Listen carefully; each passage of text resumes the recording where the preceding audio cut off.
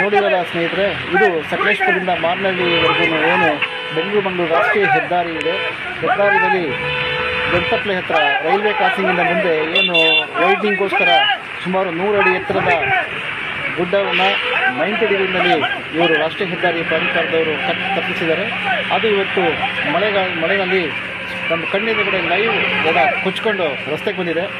ಆ ಕಾರ್ಗಳು ಸ್ವಲ್ಪ ಏನಾರ ಹಿಂದೆ ಇದ್ದಿದ್ರೆ ಆ ಲಾರಿ ಇರೋದ್ರಿಂದ ಮಣ್ಣು ಬಂದಂಥ ಫೋರ್ಸ್ನ ತಡೆದು ನಿಂತ್ಕೊಂತು ಲಾರಿ. ಕಾರ್ಗಳು ಇದ್ದರೆ ಕಾರು ಕೊಚ್ಚಿ ಕೆಳಗಡೆ ಹೋಗ್ತಾ ಇದ್ವು.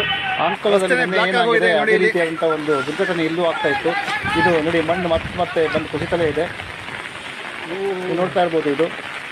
ಇದು ಬಾಳುಪೇಟೆಯಿಂದ ಹೆಗ್ಗದ್ದೆವರೆಗೂ ಸೇಮ್ ಇದೇ ರೀತಿಯಾದಂತಹ ಲ್ಯಾಂಡ್ ಸ್ಲೈಡಿಂಗ್ ಎಲ್ಲ ಕಡೆಯೂ ಆಗ್ತಾ ಇದೆ. 2017ರಿಂದ ಪ್ರಶ್ನೆ ಆಗಿದೆ. ಇವತ್ತು ಕೇಂದ್ರ ಸರ್ಕಾರ ಎಲ್ಲ ಕಡೆ ಒಳ್ಳೊಳ್ಳೆ ರಸ್ತೆಗಳನ್ನು ಮಾಡಿದೆ, ಸುರಂಗಗಳನ್ನು ಮಾಡಿದೆ ಅಂತ ಜಮ್ಮು ಕಾಶ್ಮೀರದಲ್ಲಿ ಅಷ್ಟಂಥ ಒಂದು ರಸ್ತೆಗಳನ್ನು ಮಾಡ್ತಿರುವಾಗ ಇದು ಸಕಲೇಶ್ಪುರದಂಥ ಒಂದು ಪ್ರದೇಶದೊಳಗಡೆ ಒಂದು ರಸ್ತೆನ ಅಗಲೀಕರಣ ಮಾಡಿ ಚತುಷ್ಪಥ ಮಾಡೋದಕ್ಕೆ ಈ ರೀತಿ ಅವೈಜ್ಞಾನಿಕ ಕಾಮಗಾರಿ ಮಾಡ್ತಾ ಇರ್ತಕ್ಕಂಥ ಈ ಕಾಂಟ್ರಾಕ್ಟರ್ ಮೇಲೆ ಯಾಕೆ ಕಾನೂನು ಕ್ರಮ ಕೈಗೊಳ್ಳಬಾರ್ದು?